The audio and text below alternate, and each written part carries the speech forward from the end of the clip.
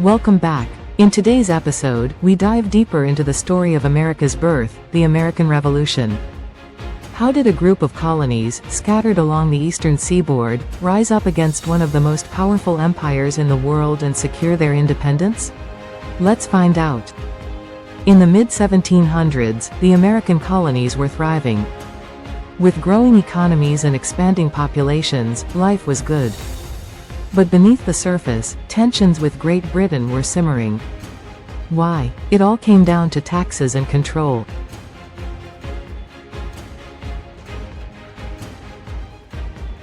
The British government, deep in debt after the costly French and Indian War, decided to tax the colonies to recoup its losses. The Stamp Act of 1765 placed a tax on every piece of printed paper used by the colonists, from newspapers to playing cards. The colonists were outraged. They believed they shouldn't be taxed without representation in the British Parliament. And this was just the beginning.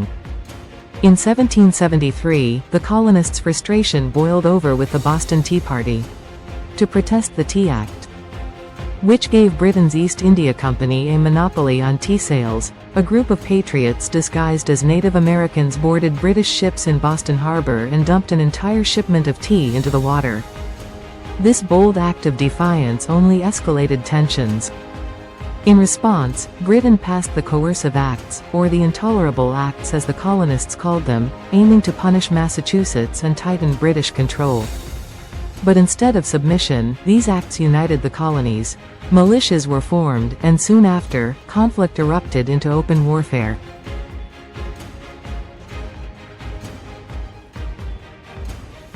On April 19, 1775, the first shots of the Revolutionary War were fired at the battles of Lexington and Concord.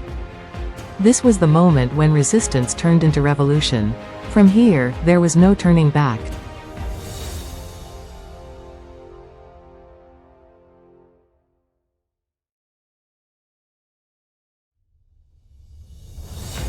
In 1775, the Second Continental Congress convened in Philadelphia, with leaders like John Adams, Thomas Jefferson, and Benjamin Franklin.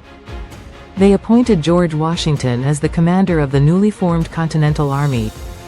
But even as the war raged, many still hoped for reconciliation with Britain. It wasn't until July 4, 1776, that the colonies officially declared their independence. The Declaration of Independence, primarily drafted by Thomas Jefferson, laid out the philosophical reasons for breaking away.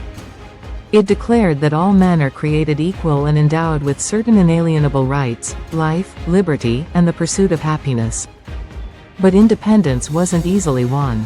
The Continental Army, made up of farmers and volunteers, was up against the world's most powerful military.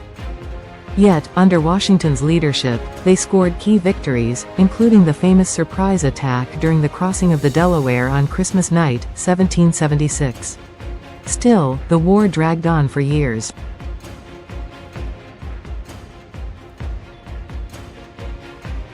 Help came from an unlikely ally, France. After the American victory at Saratoga in 1777, France officially entered the war as an ally of the colonies, sending troops, money, and naval support. This was a turning point in the war. The final blow came in 1781 at the Battle of Yorktown, where Washington, with the help of French forces, trapped the British Army under General Cornwallis. The British surrender at Yorktown marked the end of major fighting in the war. After years of struggle, the Treaty of Paris was signed in 1783, officially recognizing the United States as an independent nation. What started as a rebellion of a few colonies had blossomed into a full-blown revolution that changed the course of world history. The American Revolution wasn't just a military victory, it was the birth of a new kind of nation, one built on the ideals of liberty, equality, and democracy.